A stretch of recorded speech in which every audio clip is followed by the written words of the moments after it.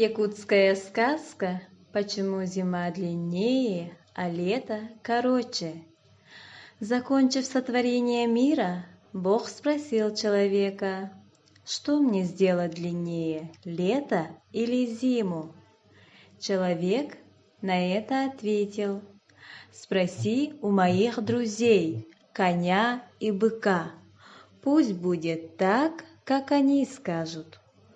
Первым спросил Бог коня: «Ты бы как хотел, чтобы зима была длиннее лета или лето длиннее зимы?» «Я бы хотел, — ответил конь, — чтобы лето было длинным, а то зимой очень мерзнут мои копыта». Тогда Бог спросил быка: «А ты что скажешь, что для тебя удлинить и что укоротить?» Бык ответил: «Лучше бы удлинить зиму, у меня в летнюю жару мокнет нос».